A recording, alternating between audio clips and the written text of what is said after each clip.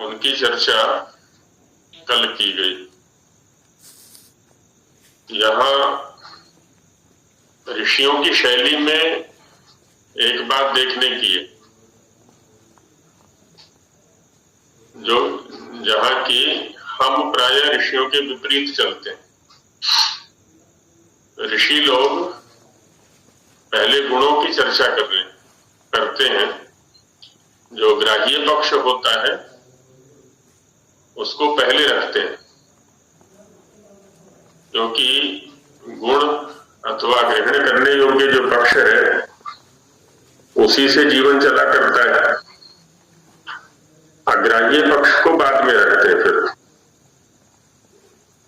फिर इसलिए कहा जाता है कि हमें गुणग्राही बनना चाहिए, दोषग्राही नहीं। लेकिन हम सभी का स्वभाव प्रायः रहता है दूसरों में दोष दर्शन का। गुण दर्शन का कम रहता है, दोष दर्शन का अधिक रहता है।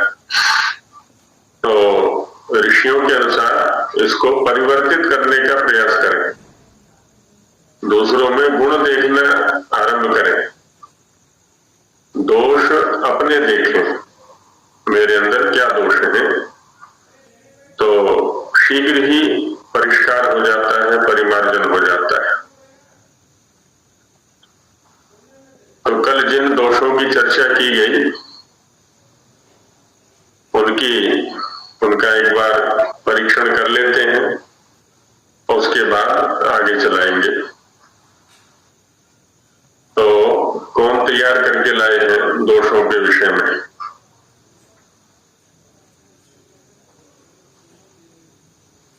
मैं बताऊं आचार्य? संज्ञा बिल्कुल। हाँ जी, रानी जी। जी आचार्य जी। तो गुणों को जानने के बाद हम आचार्य जी अभी दोषों को जानते हैं। तो 12 प्रकार के यहाँ पे दोष बताए गए हैं या फिर व्यंजन। तो उसमें आई है कारिका कि ग्रस्तम निरस्तम अविलंबितम निर्हतम अम्बुकृतम धमातम अथो विकम्पितम समदष्टम एणीकृतम अर्धकम द्रुतम विकीर्णम एतः स्वर दोष भावना। सबसे प्रथम दोष है कि ग्रस्तम, जब हम कुछ खाते हुए बोलते हैं तो उच्चारण स्पष्टतः नहीं हो पाता है। दूसरा दोष है कि निरस्तम, निरस्तम अर्थात जैसे शब्दों को एकदम से फेंकना, कोई उनकी क्रमबद्धता ही ना रहे, एकदम से फेंक देना, वह भी एक दोष है। और अविलंबितम, यानी एक वर्ण के उच्चारण में जितना समय लगना चाहिए मात्राओं के हिसाब से, ह्रस्व है, दीर्घ है या फिर प्लुत है तो उतना समय दे के उसको बोलना, मतलब शीघ्रता से उसको बोलते हैं, तो वह भी एक स्वर दोष है। निर्हतम अर्थात आघात करना, एक शब्द के बाद जब हम दूसरे शब्द को सीधा आघात करते हैं, अर्थात शब्दों में जब धक्का मुक्की वाला वो हो जाता है, तो वह भी एक दोष है। और अम्बुकृतम, जब हम मुख में जल रख के या फिर कोई पदार्थ रख के बोलते हैं तो उच्चारण अच्छे से नहीं हो पाता है, तो वह भी स्वर दोष है। और धमातम अर्थात वायु के साथ जब अग्नि का संयोग होता है तो जिस प्रकार की ध्वनि उत्पन्न होती है, उस प्रकार की जो ध्वनि होती है वो स्वरों में ना आए। विकम्पितम यानी कपकपाती हुई ध्वनि में बोलना, जब हम भयभीत होते हैं या विचलित होते हैं तब हम कपकपाती हुई ध्वनि में बोलते हैं, और यह भी एक दोष है। समदष्टम अर्थात जिस प्रकार दांतों से किसी चीज को पकड़ते हैं, जैसे पेन ले रखा हमने या फिर पेंसिल मुंह में ले रखी है, फिर हम जो उच्चारण करते हैं वह भी स्पष्टता नहीं हो पाता है। एणीकृतम, जिस प्रकार हिरण कूदते हुए चलता है तो उस प्रकार ध्वनि में या वर्णों में ऊंची नीची ध्वनि से बोलना, कभी तो एकदम ऊंचा बोलना और एकदम से फिर नीचा कर देना, तो वह भी स्वर दोष है। आगे है अर्धकम, आधा अधूरा बोलना, जितना समय एक उच्चारण में लगना चाहिए उतना समय ना लेके आधा अधूरा सा बोलना। जैसे हम बोलते हैं श्यामा शब्द को श्याम बोलते, पुरुषा को पुरुष बोल देते हैं, तो इस प्रकार से। द्रुतम त्वरता से बोलना अर्थात शीघ्रता से बोलना एकदम। ऐसा नहीं बोलना चाहिए कि जिससे सामने वाले को हमारी बात स्पष्ट ही ना हो। इतनी जल्दबाजी नहीं करनी चाहिए, इस दोष से बचना चाहिए। आगे है विकीर्णम, बिखरा हुआ बोलना। जिस प्रसंग से बात चल रही हो उससे हटके इधर उधर की ज्यादा बातें करना, वह विकीर्ण दोष है। एतः, ये जो ऊपर बताए गए हैं 12 प्रकार के स्वर दोष, स्वर अर्थात व्यंजन भी, स्वर और व्यंजन दोनों ही भावना क्रिया है। तो इस प्रकार ये इनकी क्रियाएं हैं स्वर दोषों की। बिल्कुल ठीक, बहुत अच्छा। अंगूकृतम एक छूट गया है आपका, लेकिन बहुत अच्छा आपने समझाया और समझाया है। चलिए, और कोई विशेष चिंतन देना चाहेंगे कल के विषय में? अपना भी चिंतन रखा करें, इधर उधर से अध्ययन करके कुछ और भी यदि सोचता है तो उसको भी रखा करें। यहाँ तो चर्चा चलती ही है जो चल रही है संकेतों में, तो और भी कोई कुछ विशेष तैयारी के साथ आए, किसी ने कुछ लिखा हो संस्कृत में? आचार्य जी, हाँ जी, सुनाओ बेटा। हमने आगे का श्लोक का किया है। हाँ बोलो। उसका समझ नहीं आ रहा। कौन बोल रही है? माही जी आचार्य जी। हाँ सुनाओ। एतस्मिन् श्लोके कथयति अत्र यत् व्यञ्जनानां दोषः अस्ति, तत् व्यञ्जनदोषः त्यक्त्वा वयं व्यञ्जनस्य उच्चारणं कुर्यात्। यथा अत्र शशनावदेत् वा तालव्यषकारस्य उच्चारणे मूर्धन्यषकार न वदेत्। एतदर्थं यः अक्षरस्य यत् स्थानम् उच्चारण क्रम च अस्ति तथैव उच्चारणं करणीयः। बहुत अच्छा है। थोड़ा और परिष्कार करना होगा हमें संस्कृत के लिए। जैसे एतस्मिन् श्लोके व्यंजनोच्चारणे ये दोषाः प्रायेण भवन्ति ते निर्दिश्यन्ते। यथा तालव्यस्य षकारस्य स्थाने मूर्धन्यस्य षकारः अस्माभिः उच्चार्यते, सः दोषः। यदि तालव्यः षकारः अस्ति चेत् तालव्येन एव उच्चार्यः, मूर्धन्यश्चेत् मूर्धना उच्चार्यः, मूर्धन्यस्य तालुना उच्चारणं तालव्यस्य च मूर्धना उच्चारणम् इति दोषः। तथैव केचन जनाः टकारस्य प्रसंगे जकारम् उच्चारयन्ति, केचन यकारस्य प्रसंगे जकारम् उच्चारयन्ति, केचन च मूर्धन्यस्य षकारस्य स्थाने खकारम् उच्चारयन्ति। एवं अनेकेषां वर्णानाम् उच्चारणे अथवा व्यञ्जनानाम् उच्चारणे स्थानकृत दोषाः भवन्ति। तेषु सर्वैरपि ध्येयम् इति संकेतेन अस्मिन् श्लोके आचार्येण उच्यते। ऐसा थोड़ा वाक्यों को और पदों को व्यवस्थित करने का प्रयास करें। बाकी बहुत अच्छा है। और कोई संस्कृत में लिख करके लाए हैं? थोड़ा लिखा हो, 2 वाक्य 3 वाक्य, कोई नहीं, संकोच ना करें प्रस्तुति होने के लिए। जी संगीत जी। जी मैंने आचार्य जी थोड़ा सा लिखा है। ग्रहतम ग्रस्ततम इति मुखेन वस्तुं धारयित्वा वदन् इव, निरस्तं मुखेन वस्तुं गृहीत्वा क्षिप्य इव,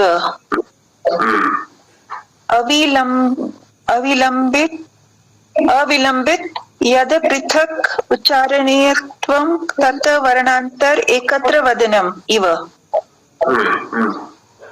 निर्हतं कस्यचित् धक्कानं वदनम् इव, अम्बुकृतं मुखे जलं पूरित्वा वचनम् इव, धमतं कपासं वर्धयन् कपासं मर्दयन् इव विकम्पितं कम्पित इव वदनम् सन्दष्टं दन्तैः वस्तुं दर्शयन् इव एणीकृतं मृगाकूर्दनेन गच्छन्ति इव अर्धकम् अक्षरम् उच्चारणं काल अर्धेन वदनम् इव द्रुतं शीघ्रवदनम् विकीर्णं यत् वस्तु भग्नं करोति इव उच्चार्यन् यत् इति दोषः उच्चारणं स्वर उच्चारणे दोषः। अति सुंदरम शोभन प्रयास एवमेव सर्वैः प्रयासः कर्तव्यः। बहुत अच्छा प्रयास है, त्रुटियां हैं कोई बात नहीं, त्रुटियों का परिमार्जन होगा, लेकिन प्रयास तो करें हम अपनी ओर से। बहुत अच्छा प्रयास है बहन जी का। अब धक्का के लिए आघात शब्द आपने जैसे धक्का शब्द का प्रयोग किया ना, उसके लिए आघात शब्द आता है, आघातेन, और भी एक दो शब्द इसी प्रकार के थे। कंपनम, कंपन के लिए कंपनम या कंपा, कंपेन, तो ऐसे शब्दों का प्रयोग वहां पर हो जाएगा। तो थोड़ा सा शब्द यदि कोई नहीं आता है तो उसका अन्वेषण करने का प्रयास करें, शब्दकोश रखें अपने पास। और आजकल तो ये है अपने पास अंतर्जाल, इंटरनेट, इसमें भी अन्वेषण यंत्र है, उस पर हम लिखेंगे किसी शब्द को, पूछेंगे कि संस्कृत में इसे क्या कहते हैं, तो ये भी बता देता है। तो इससे भी पूछ सकते हैं और शब्दकोशों का भी आश्रय ले सकते हैं। बाकी प्रयास करें सभी लोग। और किन्हीं की कोई शंका है जो अब तक कोई जो हुआ है उसमें शंका? जी आचार्य जी, मैंने ये पिछले श्लोकों का संस्कृत में सार किया है। अच्छा सुनाओ। अस्माभिः पूर्वं वर्णं वा अक्षरं ज्ञातम् अक्षरं किं कथयति चेत् अक्षरं नक्षरं यः सर्वत्र व्याप्तः यस्य कदापि नाशः न भवति सः अक्षरः। पुनः अस्माभिः ज्ञातं यत् वर्णस्य उपदेशं किमर्थम् अकरोत् चेत् यस्य वर्णान् येन शास्त्रेण ज्ञाते सः वर्णज्ञानं वर्तते। पुनः अकथयत् अक्षराणां सम्यक् प्रकारेण कथनं सः वाक्यसमाम्नायः अस्ति। येन प्रकारेण चन्द्रमा चन्द्रतारकवत् सुशोभितो भवति तेन प्रकारेण ब्रह्मराशि शब्दराशि ज्ञातुं वर्तते। अस्मिन् वर्णानां सम्यक् उच्चारणं श्रूयते। ब्रह्मस्य निर्वृत्ति भवति। पुनः अवदत् चेत् वर्णानां स्वरूपं किमर्थं प्रकटं कुर्यात् चेत् आकाशस्य वायोः च संयोगेन उत्पन्नं शरीरस्य अवयव अर्थात् नादः सम्यक् प्रकारेण गतिं कुर्वन् मुखं प्रवेशं भवति। सः नादः वा कण्ठः तालु च अनेन स्थानेन विभक्तिं भूय अभूत् यत् वर्णभावं प्राप्येत् सः शब्दः अस्ति। पुनः आत्मा बुद्ध्या अर्थस्य संगति कृत्वा कथनम् इच्छया मनः युक्तं करोति। मनः कायाग्नि आहन्ति पुनः कायाग्नि मरुतं प्रेरयति। हृदयस्य प्रदेशः वायु मरुतः गच्छन् मन्दं स्वरम् उत्पन्नं करोति। पुनः अकथयत् शब्दस्य रूपं किमर्थं भवति चेत् विद्वान् आकाशस्य वायुं च संयोगः प्रतिपादितः यः नादः रहितः यस्य गुहाशयम् एव स्थितः अस्ति यः शब्द रूपे सः ब्रह्म राशि विद्वान् सम्यक् प्रकारेण कामानां कुर्वन्ति। सः ब्रह्म राशि सम्यक् प्रकारेण प्रयुक्तः इह लौकिकः पारलौकिकः च द्विधा सुखेन मनुष्यं युनक्ति। पुनः शब्दस्य लक्षणं श्रोत्रेण इन्द्रियेण ज्ञानं बुद्ध्या अजस्रमा ग्रहणम यह उच्चारणे प्रकाशितः यस्य निवास स्थानम आकाश अस्ति स शब्द।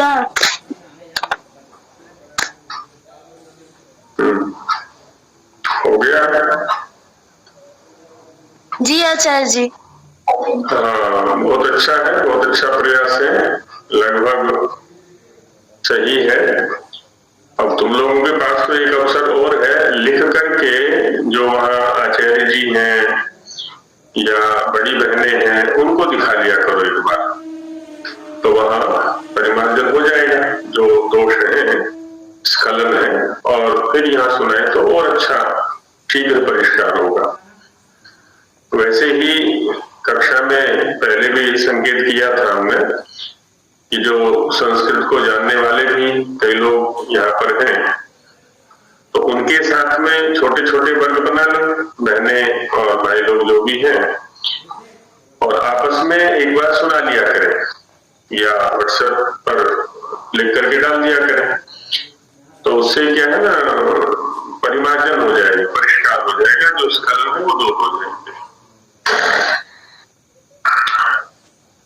चलिए आगे बढ़ते हैं। किन्हीं का कुछ विचारणीय तो नहीं है? आचार्य जी मेरी भी एक शंका थी, जो कल हमने श्लोक देखा था, षडेते पाठ का गुण, जी ये मुझे समझ नहीं आया जो आपने उदाहरण से समझा था, श्वेत वस्त्रम। अच्छा अच्छा अच्छा, माने पाठका का गुणा के साथ संबंध कैसे लगाए? कैसे? जी ठीक ठीक ठीक। तो जैसे हम कहते हैं कि पाणिनि के शिष्य, तो षष्ठी में उच्चार करेंगे पाणिने शिष्याः, ऐसा कहेंगे। आपिशली के शिष्य, आपिशली आपिशले शिष्याः, षष्ठी का उच्चारण करेंगे। जी जी। पूर्व पक्ष यहाँ पर यही बन रहा है, पाठकस्य गुणाः ऐसा होना चाहिए, अथवा पाठका नाम गुणाः ऐसा होना चाहिए। लेकिन अष्टाध्यायी में तद्धित प्रकरण है एक, चतुर्थ और पंचम अध्याय में, और पर चतुर्थ अध्याय के द्वितीय पाठ में शेषे एक सूत्र है, शेषे, वहां से आरंभ करके तृतीय पाठ चतुर्थ अध्याय का जो है वहां तक, उसके अंत तक जो प्रत्यय है उनको शैषिक प्रत्यय कहा जाता है, शेषे भवा शेषिका। तो उसी में तस्येदम सूत्र है, तस्य इदम, उसका यह, इस संबंध को दिखलाने के लिए भी प्रत्यय होता है। तो एक सामान्य प्रत्यय है अण, हालांकि विशिष्ट शब्दों से कुछ विशिष्ट प्रत्यय भी कहे गए हैं, जैसे पाणिनि के शिष्य या पाणिनि का शास्त्र पाणिनीय कहलाता है। जैसे हम कहें पाणिनि की अष्टाध्यायी, तो पाणिनि की ना कह करके पाणिनीया अष्टाध्यायी, पाणिनीयम व्याकरणम, पाणिनीयम शिक्षा शास्त्रम, ऐसा कह देते हैं। और आपिशली के शिष्य है तो आपिशला शिष्या, आपिशलम शास्त्रम, आपिशली के ये, है ना, तस्य इदम, इस संबंध को दिखलाने के लिए। वैसे ही यहाँ पर भी पाठक के गुण, ऐसा कहना चाह रहे, पाठक के ये, तस्य इदम, इस अर्थ में अण प्रत्यय करके पाठक, है ना, तो पाठक, पाठका का अर्थ हो गया यहाँ पर पाठक के या पाठकों के, है ना, तो यहाँ पर पाठक शब्द पाठक के, पाठक संबंधी, ऐसे अर्थ में आ जाएगा। जी धन्यवाद। आचार्य जी एक और मुझे थोड़ा स्पष्ट नहीं था, हम ग्राह्य को कहते हैं जिसको ग्रहण करना, जी, और निहि ग्राह्य को कैसे, मतलब उसको भी हम ग्राह्य, ये मुझे कहीं प्राप्त नहीं हुआ ये शब्द, मैंने शब्दकोश में देखा तो। ठीक ठीक ठीक। जैसे शब्द के लक्षण में कहा है बुद्धि निर्ग्राह्य, वहीं से शंका कर रही होंगी आप शायद, बुद्धिया, ठीक बात है। ग्राह्य माने ग्रहीतुम योग्यम, ग्राह्यम ग्रहण करने के योग्य। और जब निर उपसर्ग लग गया है ना, जैसे चय और निश्चय, निश उपसर्ग लग गया वहां पर, क्रांत निष्क्रांत निर उपसर्ग लग गया, वैसे यहाँ पर भी है ग्राह्य निर्ग्राह्य। निर जो उपसर्ग है यहाँ पर निश्चय जैसे अर्थ में है, निश्चयेन ग्राह्य निर्ग्राह्य, तो बुद्धि के द्वारा निश्चित रूप से ग्रहण करने योग्य है। निर जो उपसर्ग है यहाँ पर निश्चित या निश्चय जैसे अर्थ में आ जाता है। मूल शब्द ग्राह्य योग्य योग्य आएगा या ये ग्रहण किया हुआ ऐसे अर्थ में आएगा आचार्य जी? ये नहीं, योग्य अर्थ में आएगा। बाकी भाव रूप में हम भले कह दें ग्रहण किया हुआ, लेकिन जो प्रत्यय है यहाँ पर वो योग्य है।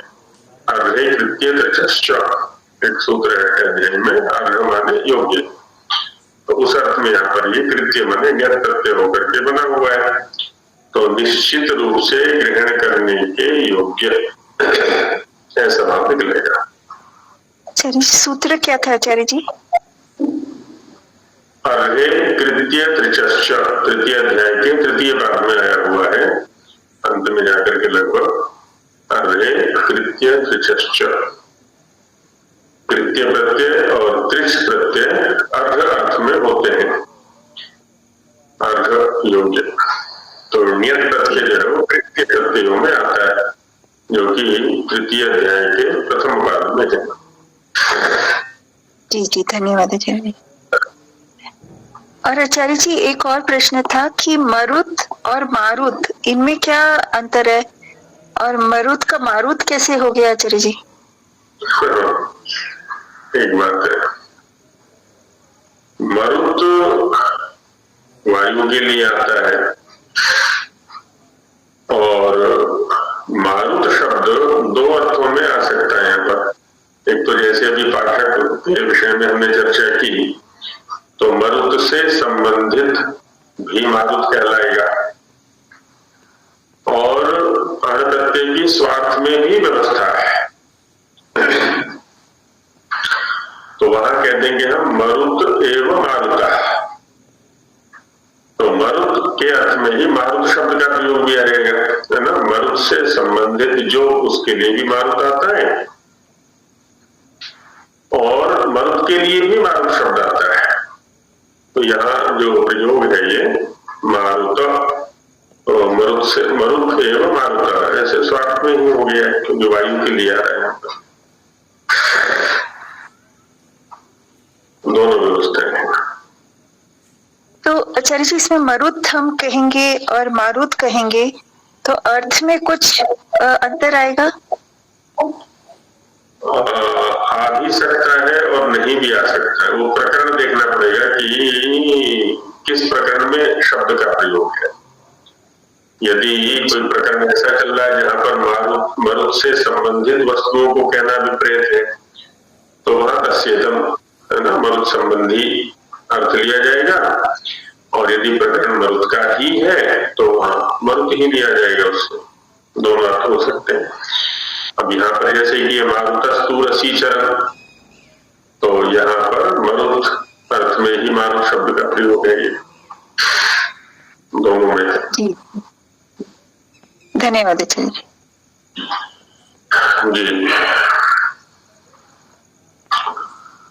चलिए आगे बढ़ते हैं। वैसे देखा जाए अब तक जो चर्चा हमारी चली है इच्छा शास्त्र के अंदर, वो सारा का सारा भाग भूमि का रूप में है। स्वामी जी महाराज ने महाभाष्य के अंदर जो वर्णों से संबंधित चर्चा है उसको उठा करके यहाँ रख दिया है समझाने के लिए। इसलिए अधिकतम जो वाक्य थे वो भाष्य संबंधित थे, कुछ पारंपरिक भी ले लिया, जैसे वर्णों का स्वरूप दिखाया था, वहां पर संख्या दिखाई थी। शिक्षा ग्रंथ का जो आरंभ है वो तो अब हो रहा है मुख्य रूप से। पहले यहाँ पर इस शास्त्र में प्रकरण कितने हैं उनको बता देते हैं, क्योंकि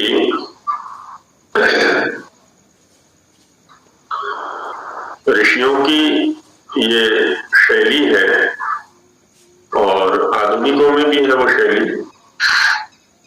जिस विषय की चर्चा करनी है उस विषय में पहले संक्षेप से निर्देश कर दिया जाए। जैसे किसी भी ग्रंथ के आरंभ में एक विषय सूची होती है या प्रकरण सूची होती है, इस ग्रंथ में किन किन विषयों का विवेचन किया गया है तो वो पहले दे दिया जाता है। जो हमारे पत्र पत्रिकाएं होते हैं तो जो व्यवस्थित हैं, जर्नल हैं जो अनुसंधानात्मक, उनमें भी ये व्यवस्था रहती है, पहले सूची रहती है। तो जो दर्शन के ग्रंथ हैं उनमें भी जो प्रथम सूत्र है प्रायः नाम संकीर्तन, जिन विषयों की चर्चा आगे की जाएगी उनका नामोल्लेख आरंभ में कर दिया जाता है। ठीक ऐसे ही आगे शिक्षा शास्त्र में जिन विषयों पर चर्चा की जानी है एक एक प्रकरण को लेकर के, तो वो कौन से विषय हैं उनकी चर्चा यहाँ कर रहे हैं। तो स्थान विदम, एक तो स्थान प्रकरण है, किस वर्ण का किस स्थान से उच्चारण किया जाना चाहिए। तो जिस प्रकरण में एक एक वर्ण को लेकर के स्थानों की चर्चा की जाएगी तो वो हो गया स्थान प्रकरण, स्थान से संबंधित।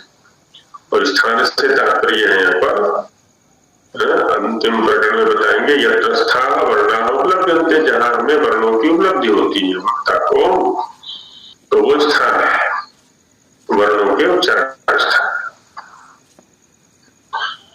स्थान पर जो वर्ण की अक्षर की उपलब्धि होती है वो कर्ण के सहयोग से होती है।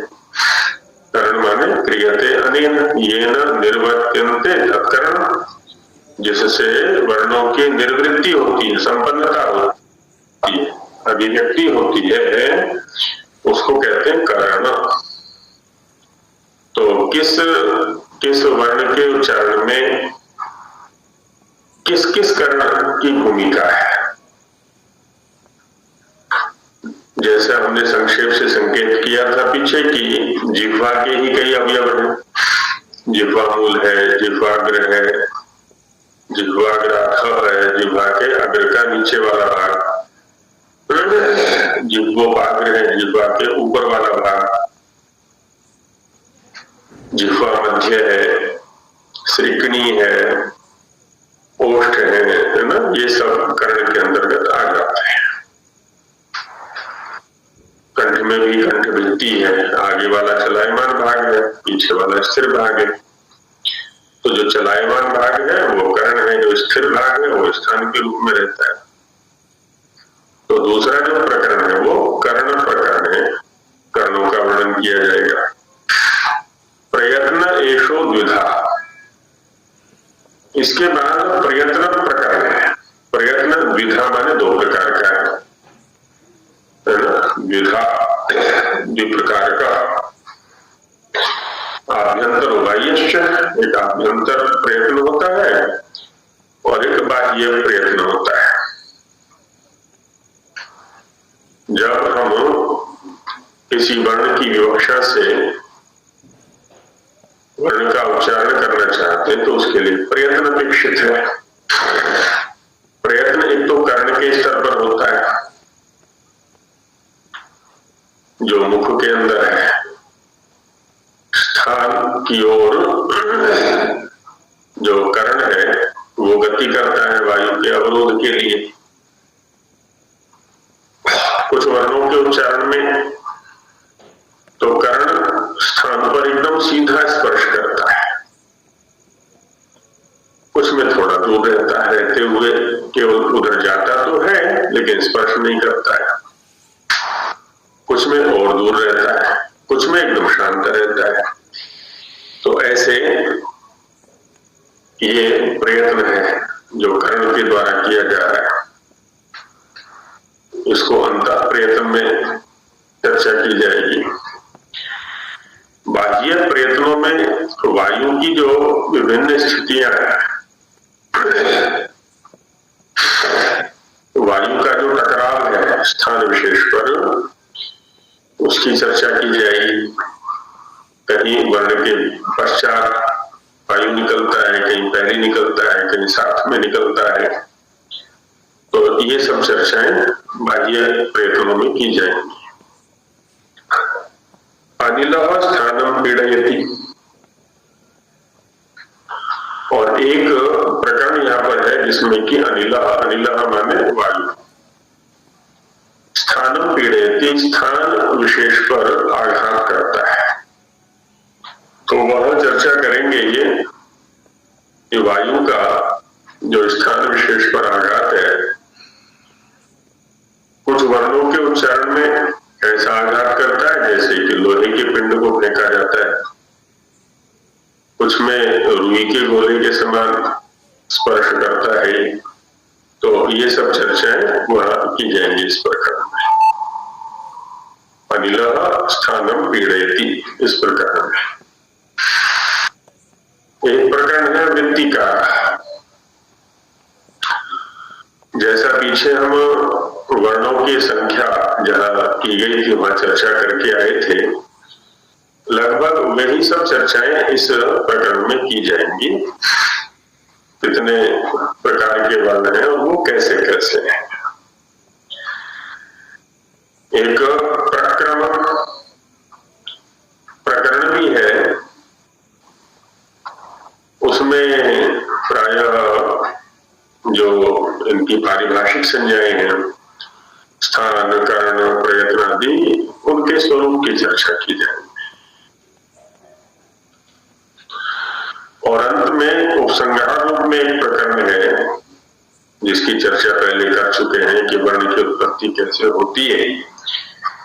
नाभितल से वायु उठता हुआ इस प्रकार वर्ण के रूप में अभिव्यक्त होता है, तो उसके अंत में चर्चा करेंगे। तो उसको भी उपसंहार रूप में रखा हुआ है नाभितल प्रकरण।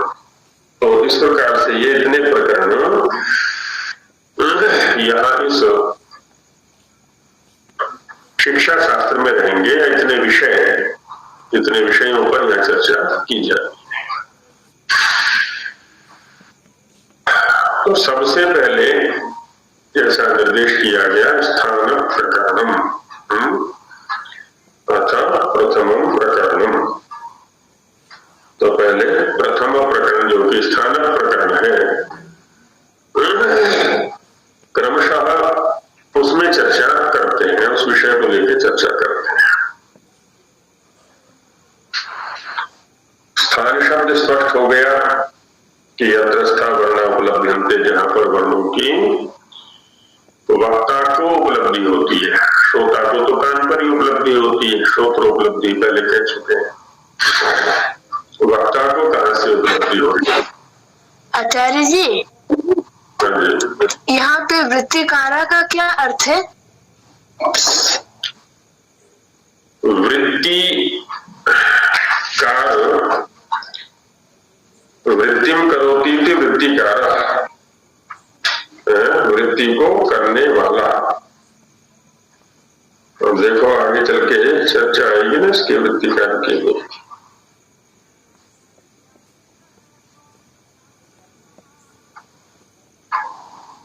वृत्तिकार से तात्पर्य होता है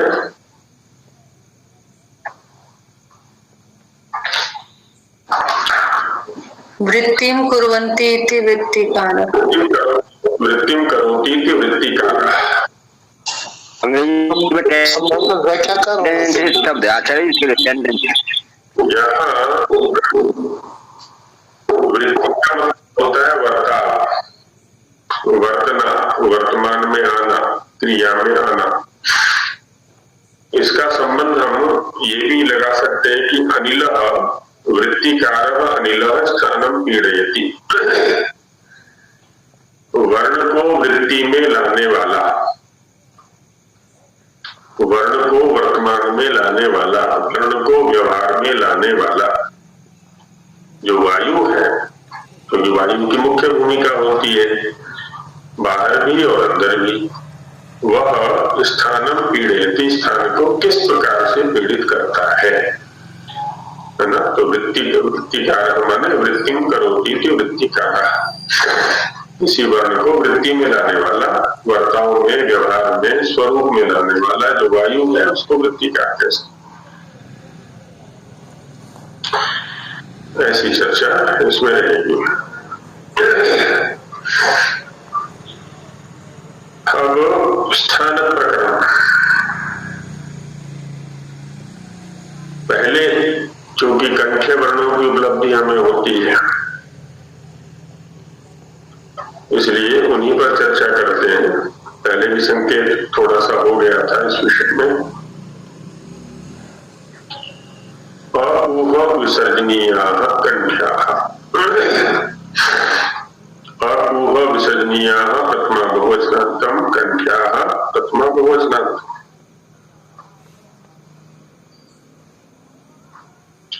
अब इसमें प्रथम पद में द्वंद्व समास है, इतरेतर योग द्वंद्व। इसका विग्रह करेंगे। अश्च कुश्च अश्च विसर्जनीयश्च इति अकूह विसर्जनीयाः इतरेतर योग द्वंद्व। जैसे बाहर करते हम रामश्च देवश्च कृष्णश्च इति रामदेव कृष्णाः गच्छन्ति, तो वहां तीन नाम आ गए, राम, देव और कृष्ण। तो उनमें इतरेतर योग द्वंद्व समास हो गया। वैसे यहां पर भी अ कु ह विसर्जनीय इन चार शब्दों का द्वंद्व समास हो गया है।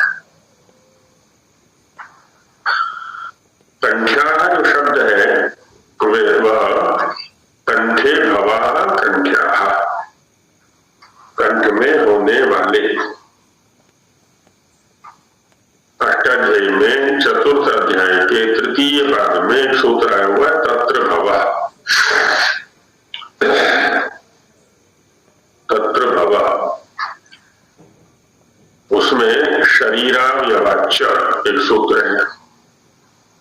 शरीर के अवयववाची जो शब्द हैं, अवयव कह दें, अंग कह दें, इन शब्दों से भव इस अर्थ में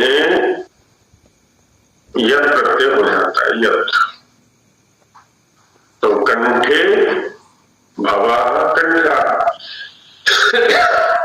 कंठ शब्द शरीरावयववाची है, शरीर के अवयव को कहता है। तो इस अर्थ में यह प्रत्यय करके कंठ्य ऐसा शब्द बनता है।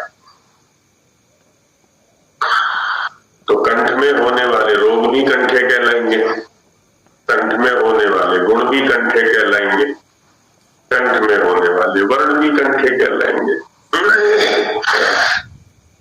जो कुछ भी कंठ में हो सकता है वो सब कंठे कहलाएगा। लेकिन यहाँ चूंकि वर्णों का प्रसंग है और सूत्र में वर्णों को पढ़ भी दिया गया है, इसलिए वर्णों के अतिरिक्त और किसी को इस सूत्र के प्रसंग में कंठ्य शब्द से नहीं कहेंगे। तो मैं समझता हूं अर्थ भी सीधा सीधा निकल गया होगा कि अकार कतिविधा, कितने प्रकार का आकार होता है?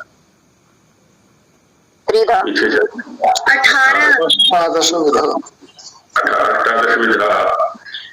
तो अकार 18 विधा। कुगृह्णेन किं गृह्यते? कवर्ग कवर्ग पंचवर्णाः, कवर्गे पंचवर्णाः। कवर्ग के 5 वर्ण आ जाते हैं यहाँ पर। ख अकारः एक एव अथ च विसर्जनीयः। चेत् अकारः 18 विधाः, कु कवर्गस्थाः पंचवर्णाः, ख अकारः अथ च विसर्जनीयः इत्येते वर्णाः कंठ्याः। कंठे भवाः भवन्ति, कंठेन उच्चार्याः भवन्ति। इन सभी वर्णों का उच्चारण कंठ से होता है। और यह ऋषियों की शैली है, पहले सामान्य सिद्धांत रखा जाता है। सामान्य सिद्धांत कह ले, प्रायिक सिद्धांत कह ले या मुख्य सिद्धांत कह ले। उसके बाद कुछ क्षेत्रीय सिद्धांतों को भी रखा जाता है, आचार्य विशेष के सिद्धांत है, मत है ना, एकदेशी कह ले उनको भी चर्चा में रखा जाता है। वैसे यहाँ पर भी रहेगा। अब जैसे ये है, कंठे कह दिया, लेकिन हमारा जो अभ्यास है लगभग इधर उत्तर भारत वालों का, वो कंठे नहीं है, अभी तो जिह्वा मूल है। हम जो उच्चारण करते हैं प्रायः जिह्वा मूल से, जहां से जिह्वा आरंभ होती है, कंठ बिल जहां से आरंभ होगा, इधर से चलेंगे ना, बाहर से अंदर की ओर चलेंगे, तो लगभग वहां से उच्चारण करते हैं। यदि कंठ से ध्वनि सुननी हो तो मोर को सुने। मोर जो बोलता है वो कंठ से बोलता है। मोर जो बोलता है वो कंठ से बोलता है। उसमें उणादि कोश में एक शब्द आया क्रिकवाकु। स्वामी जी ने वहां व्याख्यान किया है, क्रिकेन कंठेन वाक्ति इति क्रिकवाकु। क्रिक शब्द वहां कंठ के लिए लिया है कि कंठ से बोलने वाला कौन है वो। तो स्वामी जी ने कहा है यवनो मयूरोवा, या तो यवन बोलते हैं कंठ से अथवा मयूर बोलता है। तो फारसी में भी क होता है, क, तो ना, एक तो क है, क जिह्वा मूल से है, और एक है प, पतल पातिल, तो कंठ के अंदर से आ रहा है। जिनको यदि किन्हीं को उर्दू फारसी का अभ्यास होगा या सुने होंगे, तो हमें नीचे एक नुक्ता लगा रहता है, फ में भी लगा रहता है, उनके यहाँ एक फ होता है, ख होता है, तो जिसमें नीचे नुक्ता लगा रहता है, एक बिंदी सी लगी रहती है ना, क में भी लगी रहती है, फ में भी लगी रहती है, तो वो क है, कंठ से बोला जाता है वहां पर। हम लोग क नहीं बोलते, क बोलते हैं हम, क। तो जहां से अब देख लें, जहां भी क बोल करके देखें कहाँ स्थान का स्पर्श हो रहा है। क कमल, कमल बोलते हैं, है ना। उनके यहाँ पर पाटिल, पाटिल, पसम, तो है ना,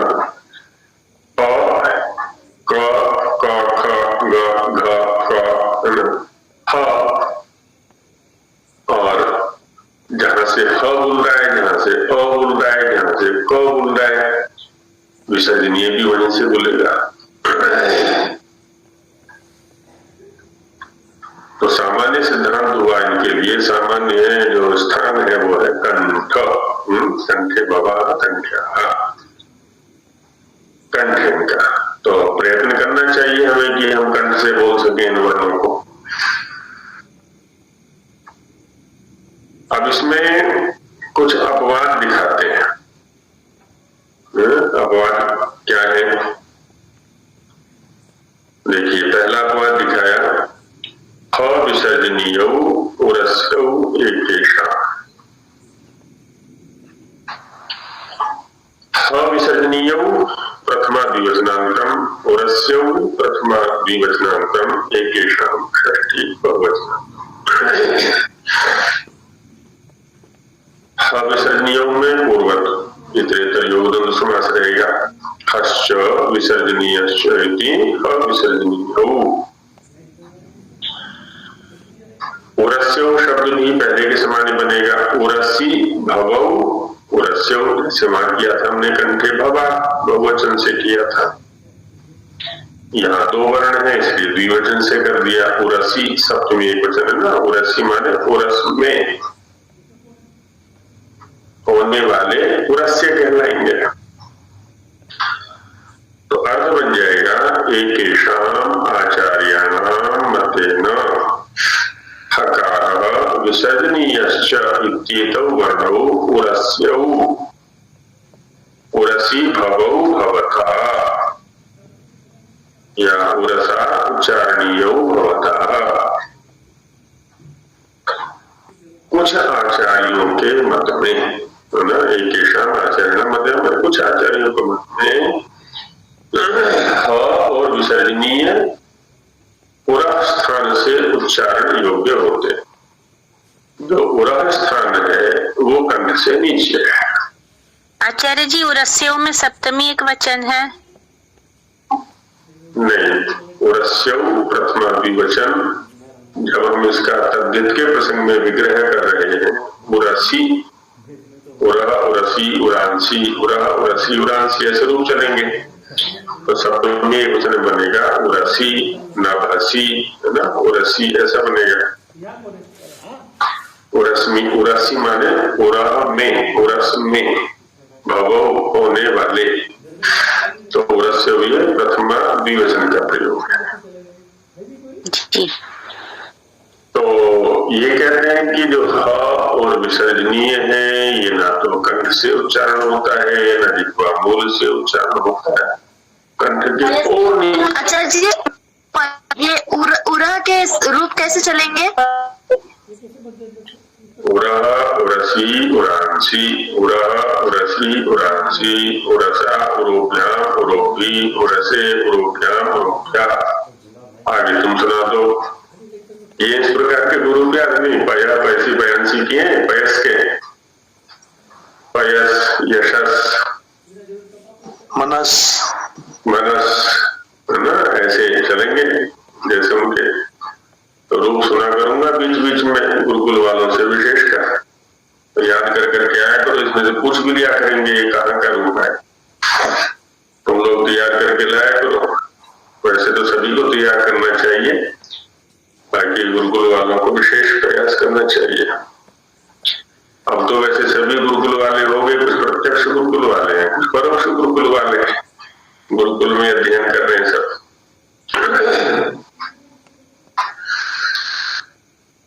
तो कोई भी शब्द अज्ञात नहीं रहना चाहिए, अपरिचित नहीं रहना चाहिए। शब्द का स्वरूप भी पता हो और अर्थ भी पता होना चाहिए। आचार्य जी एक शंका थी जी जी। इसमें जहाँ पे लिखा है ये 22 नंबर के सूत्र में जो भी हम इससे पहले जो किया है उसमें आ का जो उच्चारण है वो क ख ग से तो काफी भिन्न है। भिन्न क्यों है ये प्रयत्न प्रकरण बताएगा। स्थान वही है जी, स्थान वही है, प्रयत्न में भेद है। और आ में तो स्पर्श नहीं हो रहा है कहीं पे, नहीं होगा ना, इसलिए वहां इसका जो प्रयत्न है वो विपरीत है या ईशद विपरीत है, दूर रहना। का जो प्रयत्न है वो स्पर्श है, स्पर्श करना का, तो क में तो पूरा स्पर्श करेगा जी, और में स्पर्श नहीं होगा, वहां उसका विपरीत प्रयत्न है, ईशद विपरीत है। इसकी चर्चा प्रयत्न के प्रकरण में करेंगे। धन्यवाद। स्थान वही है ना, प्रयत्न में भेद हो रहा है केवल। तो इसमें हम लोग क्या ऐसे सोच सकते हैं कि यहाँ पे सिर्फ स्पर्श का स्थान नहीं है पर वायु का जहाँ पे स्थान है या उसका जो महत्व है या उसका विषय है, और प्रयत्न में स्थान का विषय है। यहाँ पर स्थान कि किस किस स्थान से किन किन वर्णों की उपलब्धि होती है। उपलब्धि और उत्पत्ति एक ही माने? उत्पत्ति कह लें, उपलब्धि कह लें, उच्चारण कह लें, ये होता है। उस स्थान विशेष पर किसी वर्ण विशेष के लिए कर्ण के द्वारा कितना प्रयत्न किया जाता है इसकी चर्चा प्रयत्न करेंगे, लेकिन उपलब्धि इन सबकी एक ही स्थान पर होगी, ऐसा प्रथम सूत्र बता रहा है। जी जी धन्यवाद। तो अब कुछ आचार्य ये कहते हैं कि इनमें से जो ह और विसर्जनीय है, ना तो जिह्वा मूल से उनका उच्चारण है, ना ही कंठ से उनका उच्चारण है, और नीचे उतरना पड़ेगा। ये उनका उच्चारण होता है पूरा स्थान से, अंदर से आते हैं। आजकल स्वाभाविक हंसी तो गायब हो गई है लोगों की, इसलिए कृत्रिम हंसी लाने के लिए हंसने की कक्षाएं चला करती हैं शहरों में विशेषकर। तो उसमें कहा जाता है कि कंठ से नहीं हंसना, पेट से हंसना है। कंठ से हंसेंगे तो गले में दर्द होने लगेगा, पीड़ा होने लगेगी, इसलिए पेट से हंसना है, तब अधिक लाभ मिलेगा। तो अंदर से निकाल रहे हैं हम। वैसे यहां पर भी क्या है ना, ये ख और विसर्जनीय अंदर से आ रहा है ना, अंदर से निकालना है इन आचार्य के मत में। तो इस तरह से देखा जाए तो 3 और भी स्थितियां आ रही हैं आगे अभी, क्योंकि 27वें सूत्र तक इन सूत्रों में इन्हीं वर्णों पर चर्चा करेंगे, इन्हीं के स्थानों पर चर्चा करेंगे। नए जो वर्ण लेंगे वो 28वें सूत्र से लेंगे। तो इनके मत में ख और विसर्जनीय पूरा स्थान से उपलब्ध होते हैं, अंदर से आते हैं। अब कवर्ग के साथ में जो विसर्जनीय होता है, जैसे पीछे चर्चा की गई थी, वो है जिह्वामूलीय।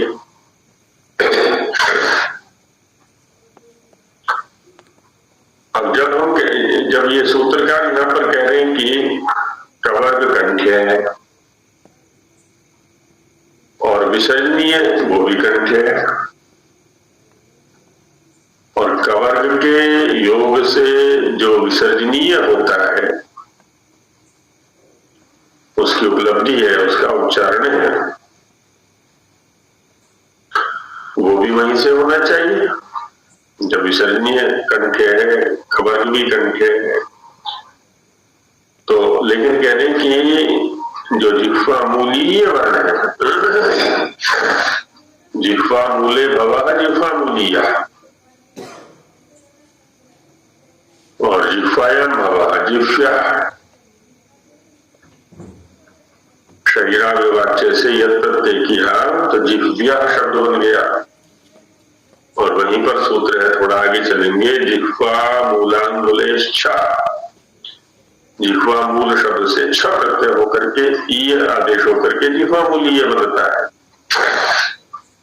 जिह्वामूलीय संज्ञा है एक वर्ण की, अर्थानुसारिणी संज्ञा है।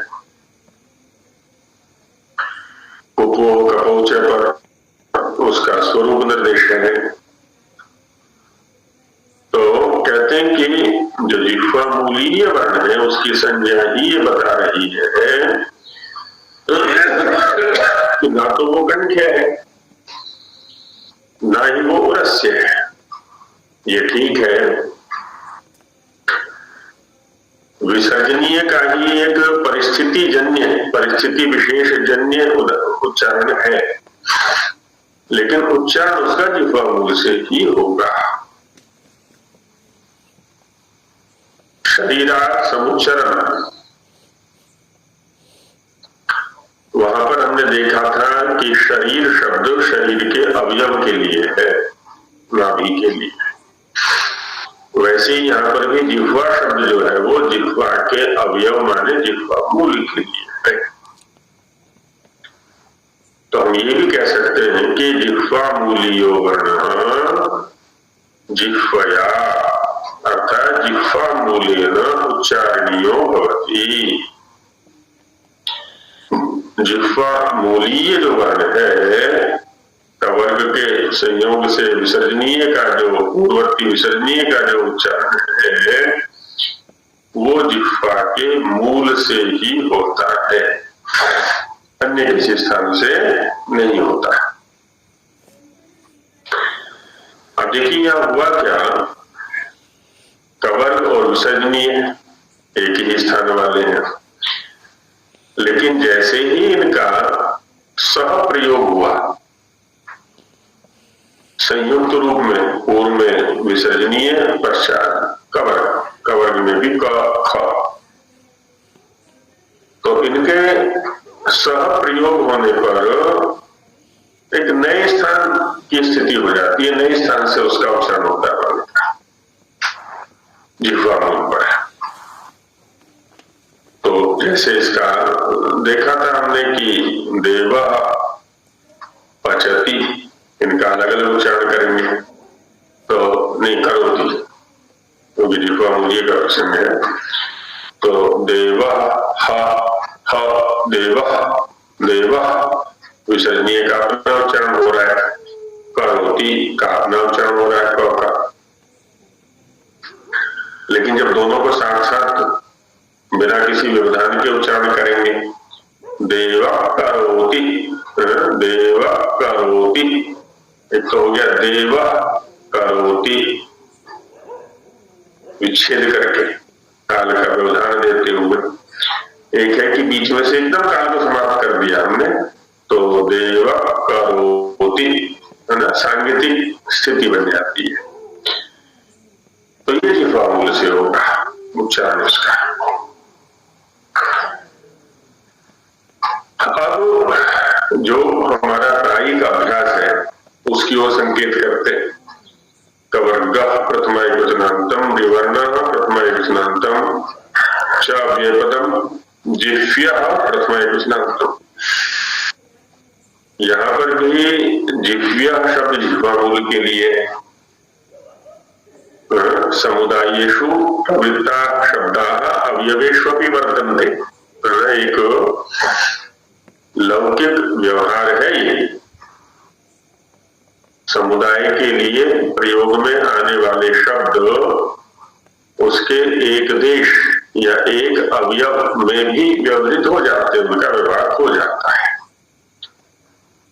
तो जिह्वा शब्द है ना, जैसे कहते हैं ना, गरम गरम पानी पी लिया, गरम गरम दूध पी लिया, गरम गरम चाय पी ली, तो क्या कहते हैं जी, जीभ जल गई। अब सारी जीभ तो नहीं जली है, जिह्वा का जो अग्रभाग है उसमें थोड़ा उष्णता का स्पर्श हुआ था, तो हमने कह दिया कि जीभ जल गई। तो यहाँ पर भी जो जिह्वा शब्द है वो जिह्वा के एक देश के लिए, एक अवयव के लिए प्रयुक्त हुआ, वैसे यहाँ पर भी है। तो कस्य वर्ग कवर्ग षष्ठी समास कर देंगे, और रि शासो वर्ण रिवर्ण कर्मधारय कर देंगे। कवर्ग रिवर्णश्च जिह्व्या, जिह्वया अर्थात जिह्वा मूलेन उच्चारणीयः। कवर्ग और रिवर्ण, रिवर्ण आगे आ रहा है, वो मूर्धन्य है, ऋतुकषा मूर्धन्य सूत्र के पास है 29वें सूत्र में। इस प्रकरण का 12वां है, और बाकी शिक्षा का जो संपूर्ण संख्या है उसमें 29वीं संख्या है। तो कहते हैं कवर्ग और रिवर्ण, इन दोनों का जो उच्चारण है वो जिह्वा मूल से होता है। लगभग हम सबका अभ्यास वैसा ही है, हम सभी जिह्वा मूल से ही उच्चारण करते हैं कवर्ग का। रिवर्ण के उच्चारण में थोड़े से और भी मतभेद हैं। दाक्षिणात्य प्रदेशों में प्रायः री का रू उच्चारण होता है, रू, ऋषि, कृषि है ना, आदि आदि ऐसा उच्चारण करते हैं दाक्षिणात्य प्रदेशों में। उत्तर भारत में इसके कई उच्चारण हैं। अब जैसे कृषि शब्द है, तो कृषि का कहीं कृषि बोल देते हैं, रीना बोल के र बोल देते हैं, कहीं किरसी बोल देते हैं, किर है ना, री का इर जैसा उच्चारण कर दिया है वहां पर। और दक्षिण में तो कृषि है ही वहां पर, तो विकृत उच्चारण है यहाँ के अनुसार, इस संकेत के अनुसार।